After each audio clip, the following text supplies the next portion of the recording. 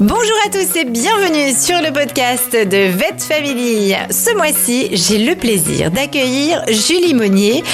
Julie Monnier va nous parler donc de tout ce qui est digital management. Vous allez pouvoir faire sa connaissance, découvrir toutes les facettes et comprendre à quel point elle est passionnée par l'entrepreneuriat.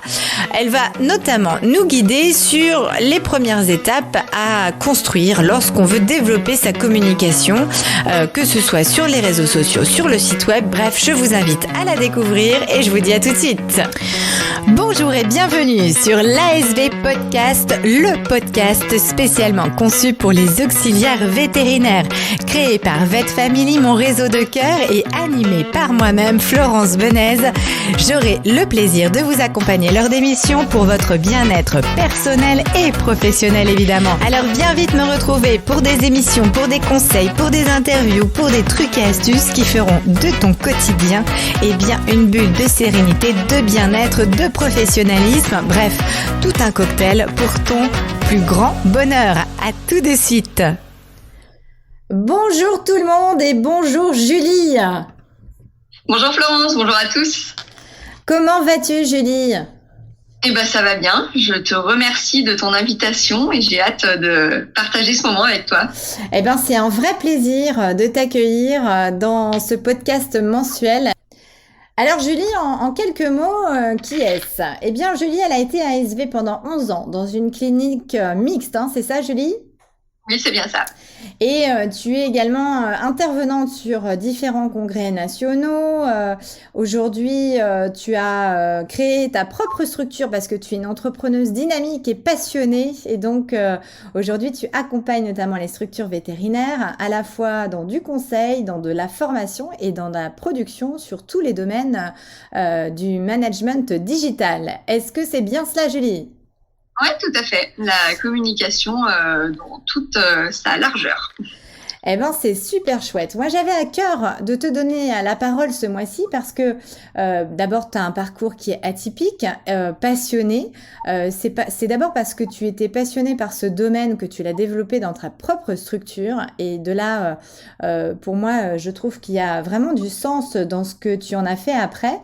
Ce que j'aimerais, la question par laquelle j'aimerais qu'on commence, c'est penses-tu que ce soit aujourd'hui essentiel pour les structures vétérinaires d'avoir quelqu'un qui s'occupe de tous ces aspects-là de communication, notamment donc sur les réseaux sociaux et le site internet, etc., etc. Qu'est-ce que tu en penses ? Alors, effectivement, c'est primordial. Alors, dans le monde vétérinaire, mais je pense que dans le monde de l'entreprise en général, on a de plus en plus de concurrence, bien que les vétos croulent sous le travail. Et vous-même, ASV, vous avez sûrement énormément de travail. Mais le bouche à oreille fonctionne très, très fort dans le milieu vétérinaire. Et donc, il faut soigner absolument son image. Donc, il y a effectivement plein de choses qui s'offrent à nous pour montrer un petit peu aux gens, avec honnêteté et franchise, l'équipe que l'on est. Pas hésiter, à montrer qui on est, nos valeurs, ce que l'on a envie de faire, notre façon de travailler, notre amour pour les animaux, notre bien-être au travail, parce que j'espère que vous êtes tous très bien dans votre structure. Donc communiquer de toutes les manières possibles sur qui on est, qui est notre structure, comment on travaille et quelles sont nos valeurs. Et c'est vrai que c'est aussi une question de génération, c'est-à-dire que dépendamment de ta clientèle, tu as des gens qui vont effectivement être très branchés sur les réseaux sociaux, j'imagine, sur une catégorie d'âge peut-être un peu plus jeune. D'ailleurs, pour Facebook, c'est peut-être déjà un outil un peu dinosaure pour une certaine tranche d'âge, on le voit avec nos ados. Et en même temps, tu as aussi les seniors qui, eux, vont pas forcément être très fervents de cette communication-là, et auquel cas, il faut aller choisir d'autres supports de communication pour rester connecté avec eux. Donc c'est vrai qu'il faut pouvoir parler finalement à tous les âges, mais plus on avance dans le temps et plus ces outils-là numériques font partie de notre quotidien. C'est la chance que l'on a en fait dans ce milieu vétérinaire, c'est qu'on a justement énormément de supports qui s'offrent à nous, ce qui permet effectivement, suivant les cibles que l'on a identifiées, on peut s'adresser à eux par différents moyens. Ouais. Super. Tu peux nous dire comment toi ça t'est venu de fait? Comment t'as commencé à t'occuper de ça dans la structure où tu étais auparavant? Alors j'ai toujours eu envie de développer ce côté relationnel un petit peu. Alors des fois on peut me dire que le fait justement d'utiliser les réseaux sociaux, on perd un petit peu ce côté relationnel, mais je suis pas tout à fait d'accord avec ça. Parce que si on reste dans l'idée de montrer de manière très sincère les personnes qui composent notre équipe, notre façon de travailler, notre vision du métier, eh ben au contraire, on renforce ce lien de proximité avec les propriétaires d'animaux que l'on côtoie tous les jours. Donc c'était un peu un moyen de continuer. Voilà, il y a certains moments où on a les propriétaires sur place et on peut échanger en direct avec eux. Et puis il y a plein d'autres moments où ils sont pas chez nous en physique, mais en fait ils restent connectés à nous par exemple les réseaux sociaux. Et là, on peut continuer à être proche d'eux, à leur montrer ce que l'on fait, la manière dont on le fait. Et j'appréciais vraiment cette relation-là qu'on pouvait créer de manière sincère avec les propriétaires. Donc j'ai commencé en proposant mes idées, en fait, tout simplement, en disant que j'aimerais bien qu'on fasse une page Facebook, qu'on se présente. Je suis très axée sur le fait que tout ce qu'on fait en clinique, tout le côté scientifique, médical, c'est très bien. Mais il y a quand même quelque chose aussi, c'est que les propriétaires, ils adorent venir toujours dans la même clinique et ils adorent connaître en fait les gens qui les reçoivent. Savoir un petit peu effectivement quel peut être notre parcours professionnel, mais quelles peuvent être nos passions, quels peuvent être les animaux qu'on possède, quelle peuvent être notre spécificité à chacun, parce qu'on a tous des spécificités et c'est ça qui fait la richesse d'une belle équipe. Donc voilà, pas hésiter à mettre en avant un individu qui compose l'équipe de la clinique vétérinaire. C'était vraiment quelque chose qui me tenait à cœur. Donc voilà, par les réseaux sociaux, par la création d'un site internet, parce qu'au départ, on n'avait pas du tout de site internet. Donc là, toujours pareil, toutes les cliniques n'ont pas de site internet, effectivement. On a sûrement assez de clients, on est bien d'accord, mais il n'empêche que les propriétaires ont envie d'aller voir le back-office, par exemple, des choses qu'ils peuvent pas voir quand ils sont en salle d'attente. Ils connaissent les salles de consultation, mais ils connaissent pas votre chenil, ils connaissent pas votre salle de chirurgie. Et ça les intéresse en fait de savoir où est leur animal quand ils le déposent le matin pour une stérilisation et qu'ils le récupèrent le soir. Et pour eux, toute la journée est hyper floue, toute la journée est très stressante parce que justement, ils ne savent pas ce qui se passe entre le moment où on le dépose et le moment où on le récupère. Et notre rôle à nous, c'est de les informer pour que ça puisse les rassurer et que ça engendre de la confiance envers l'équipe. Oui, ce que tu évoques, c'est vrai qu'il y a plusieurs aspects, hein. Il y a l'aspect communiquer sur les valeurs, la façon de faire, l'ambiance de l'équipe et surtout, effectivement, ce que tu soulèves est très important, c'est le côté aveugle, hein, quand on effectivement dépose l'animal, on ne voit plus rien après de ce qui se passe et les gens sont curieux et ont besoin de savoir que les animaux sont bien traités, comment vous vous occupez. Enfin, cet aspect-là est très, très, très important. On le voit avec toutes les émissions, d'ailleurs, qui peuvent passer à la télé, notamment tout ce qui est SPA, etc. Ils développent énormément ça. Pourquoi? Pour inciter, motiver aussi les gens à aller se rendre, à adopter un animal plutôt que d'en acheter. Enfin voilà, il y a plein d'opérations comme ça, qui se font. Et là, l'idée, c'est effectivement de pouvoir être un peu plus proche finalement de son client. Et tout en gardant son professionnalisme et puis toutes ces belles valeurs qu'on peut partager. Super. Et donc, de fait, tu as développé ça, tu as proposé tes services donc dans ta structure, c'est ça? C'est ça, donc dans ma structure dans un premier temps, et puis ensuite, j'ai été approchée par un gros centre vétérinaire qui se mettait en place à quelques kilomètres de chez moi et qui avait à cœur de communiquer correctement auprès des vétérinaires référents, parce que pour le coup c'était une structure de référé au départ. Et voilà, au départ c'était plutôt des échanges parce que je connaissais très bien un des deux associés. Donc c'était plutôt des échanges constructifs, alors des échanges critiques, mais la critique n'est pas toujours négative, bien au contraire. Ça peut être de la critique constructive. Et ce qui a amené petit à petit à ce qu'on me propose de venir les aider dans cette partie-là de la communication proprement dit de leur clinique vétérinaire.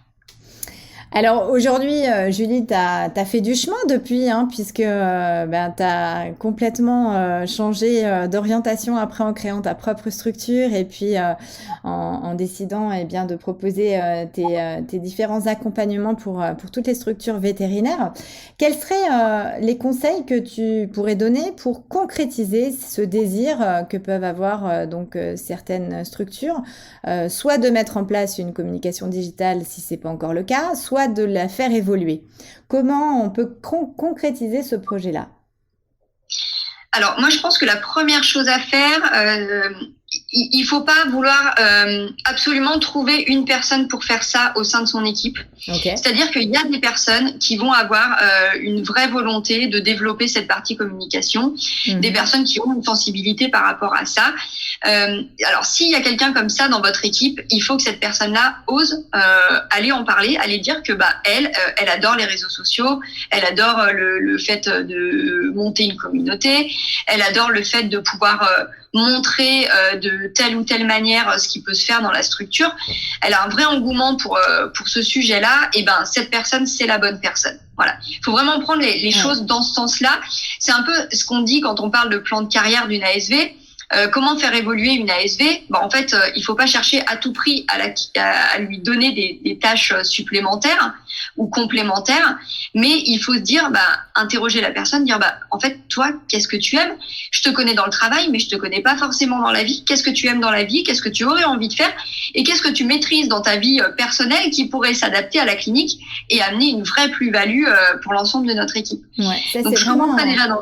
C'est vraiment un point important là que tu soulèves, hein, c'est de pas forcément vouloir aller chercher une compétence à l'extérieur, mais de faire développer les gens avec qui on travaille par des affinités, par le plaisir et par la motivation, l'engouement sur ce type de projet, surtout sur ce type de projet. Ouais. Super. Exactement.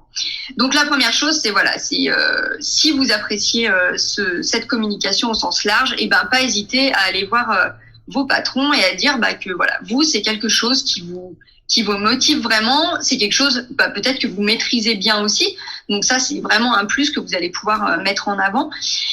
Et puis moi, ce que je conseille tout le temps, c'est d'impliquer l'ensemble de l'équipe. C'est-à-dire que pour que c'est du changement. Et tout ce qui est changement dans une équipe, ça peut paraître un petit peu compliqué. Ouh là là, comment ça va se passer? C'est de l'inconnu. Donc on est tous pareils dans une situation, face à une situation d'inconnu. On se dit, comment ça va se mettre en place. Si vous impliquez l'ensemble de l'équipe, c'est-à-dire une fois que vous avez dit que vous étiez intéressé par développer telle ou telle partie, vous allez réunir l'ensemble de votre équipe, si jamais c'est organisable. Vous allez faire un petit brainstorming. Donc, commencez par présenter en fait vos idées, vos envies, ce que vous projetez de mettre en place dans votre clinique. Et puis ensuite, le brainstorming, c'est en fait d'interroger un petit peu, de donner la parole à tout le monde. Parce que tout le monde a des bonnes idées. Des fois, on sait même pas qu'on a des bonnes idées. On n'oserait pas les aborder comme ça, de but en blanc. Mais dans une discussion très ouverte, très empathique, tout le monde peut s'exprimer sur un même sujet et on peut piocher des idées à droite, à gauche. Et vous allez voir, si vous arrivez à souder votre équipe autour de votre projet en les impliquant, ça va être beaucoup plus facile par la suite quand vous allez leur dire j'aimerais bien prendre une photo quand tu es en train de faire du nursing avec tel ou tel animal. Il y a peut-être une personne qui est un petit peu moins à l'aise. Non, moi les photos, je suis toujours hyper mal à l'aise, vraiment c'est pas top. Mais en fait, si elle a été impliquée dans le projet et si elle voit l'intérêt du projet que vous avez, elle va dire ok, franchement c'est pas le truc que je préfère, mais c'est chouette pour la clinique, on va pouvoir montrer aux propriétaires qu'effectivement on s'occupe bien des animaux, qu'on fait du nursing, qu'on fait ci, qu'on fait ça, et les gens vont adhérer beaucoup plus facilement. Donc ça, c'est vraiment le deuxième point qui pour moi me paraît essentiel. Un gros travail, ça demande pas forcément beaucoup de temps, mais faut arriver à impliquer l'équipe au départ. Je pense que c'est vraiment, pour avoir des bonnes bases, c'est hyper important. C'est ce qu'on appelle un peu, tu vois, l'intelligence collective. C'est-à-dire qu'il faut avoir à l'esprit, et je suis complètement d'accord et je cautionne à 300% ce que tu dis, c'est qu'il faut avoir à l'esprit qu'on n'est pas qu'un seul cerveau, en fait. Il y en a plein des cerveaux dans la structure, et c'est parce qu'on va aller chercher effectivement les idées de Pierre, Paul et Jacques et qu'on va créer les choses ensemble, et bien on va arriver à sortir quelque chose de vraiment sympathique et peut-être de penser à effectivement des choses aussi auxquelles on n'a peut-être pas pensé au départ, d'impliquer des gens qui étaient peut-être discrets au départ et qui finalement là vont se révéler par rapport à cette mission-là parce que tiens, ça les anime et puis ça les passionne. Et c'est vrai que c'est un vrai partage et un véritable accompagnement dans le changement de pouvoir faire ça. Super chouette, ok. Et ensuite alors, qu'est-ce qu'on pourrait rajouter pour concrétiser ce projet après le brainstorming? Après le brainstorming, vous faites un petit travail personnel, donc qui va être une synthèse de cet entretien que vous avez pu avoir avec une partie ou l'ensemble de votre équipe, pour pouvoir vous assurer que vous avez aussi bien compris ce que tout le monde voulait exprimer. Hein, le fait de reformuler, des fois c'est important, enfin même toujours c'est important. Et puis ça va vous permettre en fait de définir les points de communication qui ont été validés par l'ensemble de l'équipe, qui ont été mis en avant par l'ensemble de l'équipe et sur lesquels vous allez pouvoir prioriser votre travail. Parce que bien sûr, au début, quand on est super motivé, qu'on nous donne l'autorisation de faire quelque chose, alors là, on a le champ des possibles qui est large comme tout. C'est très bien, mais on peut pas tout faire correctement au départ. Enfin, en tout cas, tout en même temps. Donc, il faut vraiment arriver à se poser et à prioriser. Étape par étape, ouais. Exactement. Si on veut tout faire, on peut tout faire, mais on va bâcler certaines choses, on va pas aller jusqu'au fond, en profondeur sur d'autres, et c'est dommage. Donc, vaut mieux se dire que, ok, jusqu'à présent, on faisait rien. On va faire un petit peu, et puis un petit peu plus, jusqu'à faire beaucoup. Mais à chaque étape, en fait, on va s'assurer qu'on maîtrise, on met quelque chose en place, on le maîtrise, et à partir du moment où on maîtrise cette étape-là, ok, maintenant, je passe à la suivante. Toujours, je dis toujours que il y a des objectifs à long terme. Donc, l'objectif à long terme, c'est développer la communication de la clinique. Très bien. Mais c'est hyper vaste. Alors, je vais me mettre des objectifs à court terme qui vont s'intercaler entre mon lancement de projet et mon objectif à long terme.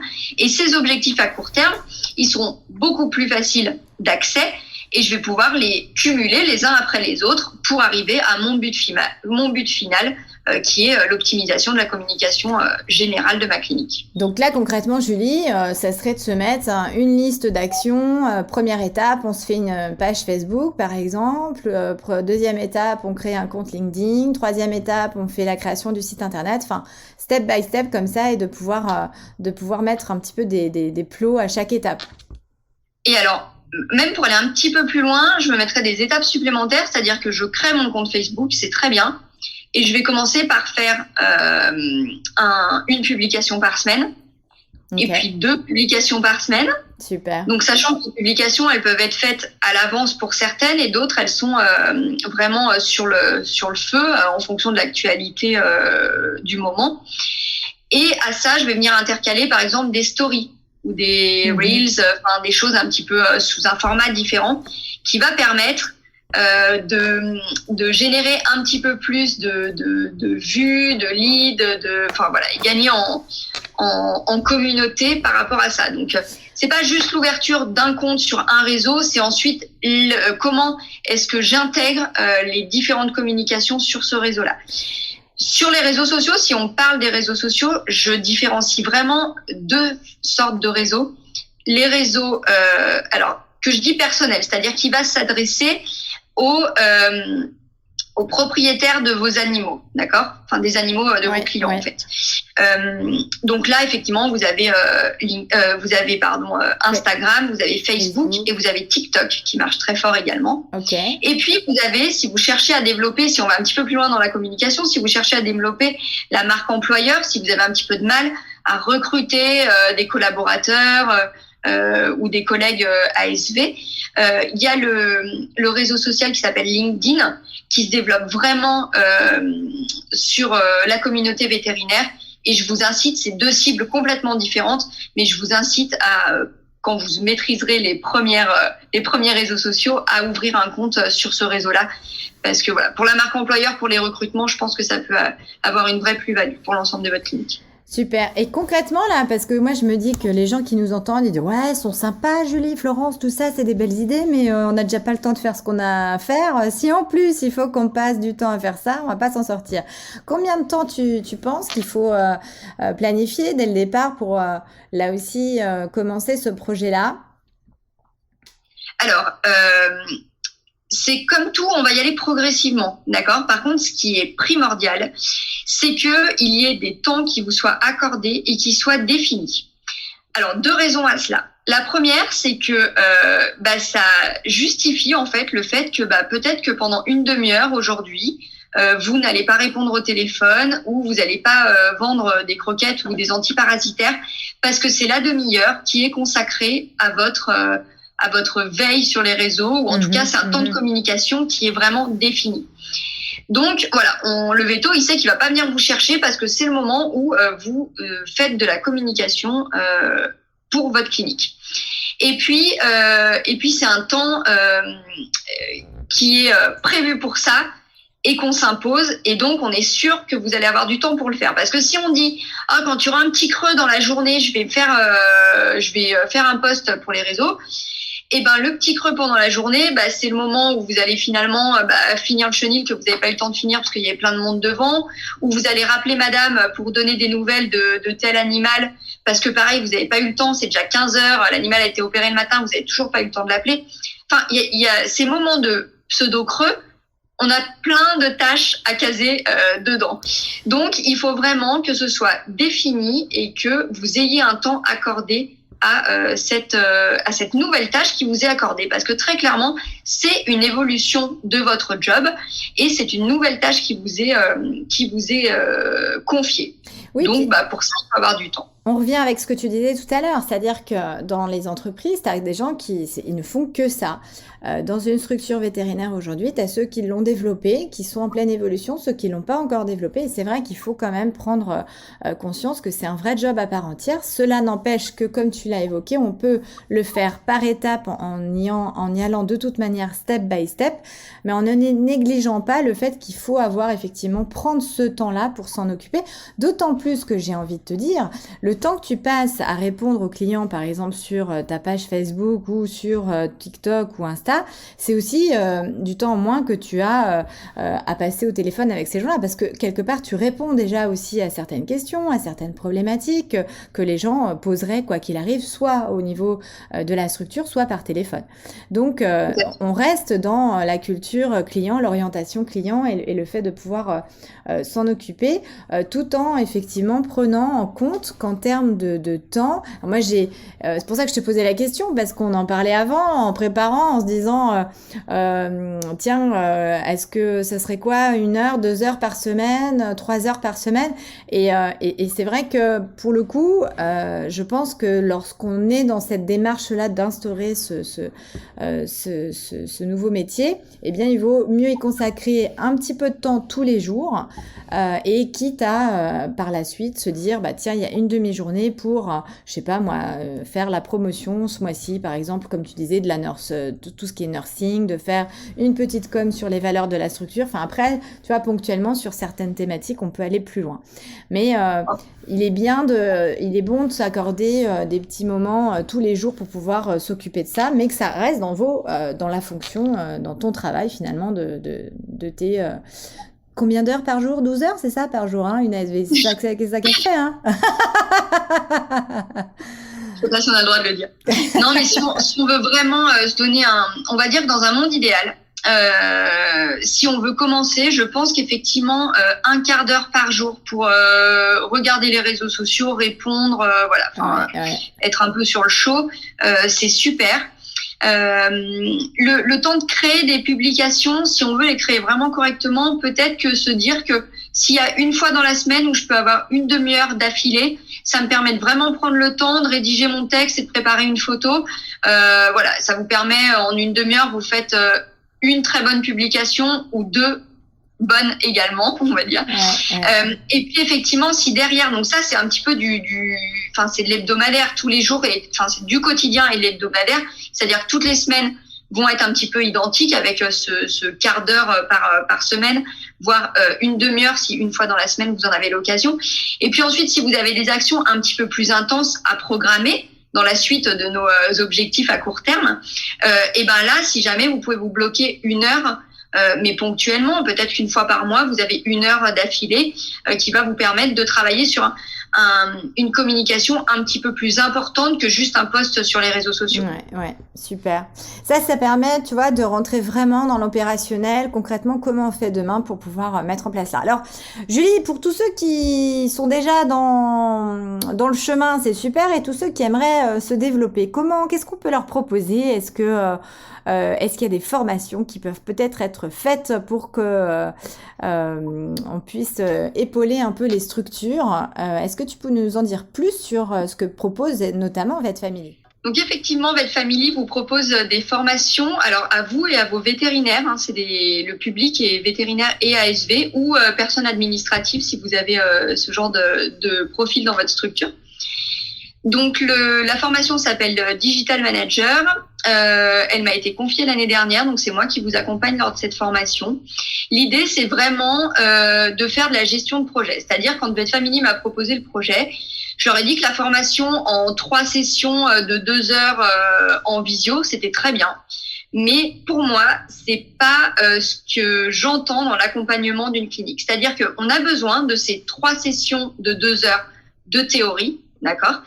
Mais l'idée, c'est qu'on puisse définir ensemble un projet propre à votre clinique. Ensuite, je vous fais donc ces 3 sessions de 2 heures de théorie dans lesquelles vous allez pouvoir piocher les choses qui vous intéressent et qui vont être pertinentes pour mener à bien votre projet de clinique.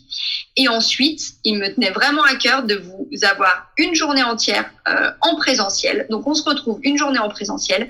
Et là, on fait de la gestion de projet pure. Donc, gestion de projet, c'est tout simplement votre projet d'équipe, de structure qui est présenté à l'ensemble des personnes que vous présentez vous-même, à l'ensemble des personnes qui assistent à la formation. Et tous ensemble, autour de la table, on s'aide en disant on va regarder tes réseaux sociaux, peut-être qu'il faudrait améliorer ça. Par contre, ça, c'est une super idée. Donc, une autre personne qui assiste à la formation va dire une telle, elle a fait une super page ou une super publi de telle manière. Je peux m'en inspirer pour mes propres réseaux. C'est vraiment qu'on puisse échanger ensemble, partager, et que ce soit pas uniquement moi qui donne des réponses à vos questions, parce que tous les autres participants de la formation, ils n'ont peut-être pas les mêmes compétences dans le domaine de la communication, mais dans les idées, dans la façon de percevoir les choses, tout le monde a de bonnes idées. Donc vraiment, l'intérêt de cette formation, c'est de pouvoir tous autour de votre projet de clinique, tout le monde, on va tous vous aider à avancer et à le mener à bien. Parce que faire une formation en disant c'est super, j'ai appris plein de choses, par contre je sais pas du tout comment je vais faire pour mettre en place un de ces trucs, ça m'intéresse pas. Ce que je veux vraiment, c'est que vous repartiez avec je vais commencer par ça et par ça, de telle manière. Et puis surtout, le point hyper important, c'est qu'on a un groupe WhatsApp qui est ouvert et que j'anime également. Et donc là, vous pourrez me poser, quand vous le souhaitez, l'ensemble des questions qui va vous aider à avancer dans votre projet.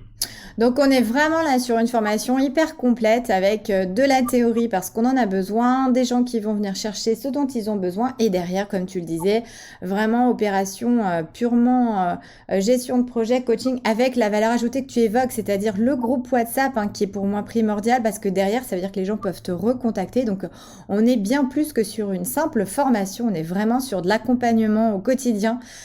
Et tu le fais avec plaisir et passion et donc voilà, c'est super chouette. Donc pour tous ceux qui sont intéressés, vous retrouvez les dates sur la plateforme Vet Family. Je crois que la prochaine démarre bientôt, Julie, c'est le 28 novembre si je ne m'abuse et il doit rester que quelques places. Oui, tout à fait. Le 28 novembre, c'est une session où le présentiel se tiendra sur Lyon. Super. Alors, pour conclure, Julie, quelles seraient finalement les 3 étapes pour commencer à mettre en place l'aspect digital management dans une structure veto ? Alors, le premier point, c'est déjà faire part de sa motivation. Parce que si on en a super envie, mais qu'on ne le dit pas, ça va être un petit peu plus problématique. Donc, on ose dire qu'on a envie de faire avancer sa clinique. Ah, oser dire. J'adore, Julie, j'adore. Oser dire. Il faut le dire, messieurs, dames, ce que vous avez sur le cœur dans tous les domaines, mais surtout quand vous avez à cœur de développer quelque chose, osez en parler effectivement aux gens avec qui vous collaborez au quotidien. La deuxième chose, donc, c'est de rassembler l'équipe et de faire un petit brainstorming. Vraiment d'impliquer l'ensemble de l'équipe. Je vous assure que c'est pas une perte de temps, mais au contraire, ce sera beaucoup plus facile pour vos tâches à venir.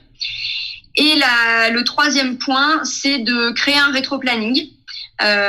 Donc le rétro-planning, en fait, c'est juste de prioriser et de répartir dans le temps qui vous est consacré à cette tâche l'ensemble des projets que vous avez, et puis savoir du coup je veux arriver là, et la première étape c'est celle-ci, la deuxième c'est celle-là, et ça me mènera à mon but final.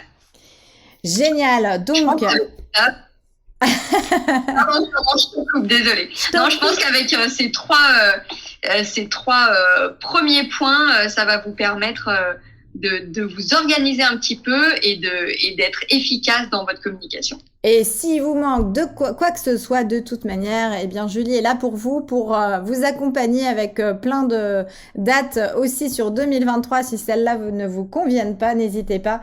En tout cas, merci Julie pour tes précieux conseils, la motivation, l'intelligence collective et puis ensuite le passage à l'action. Ce sont tes trois mots de la fin pour que cette communication puisse se faire étape par étape. Merci à toi. Un grand merci Florence de ton invitation une fois de plus, et puis merci à tous de nous avoir écoutés. On reste à vos côtés si vous en avez besoin, avec grand plaisir. Et on se retrouve très vite pour d'autres thématiques. Merci Julie, à bientôt et à très vite sur le groupe. Ciao ciao. Bonne journée, salut.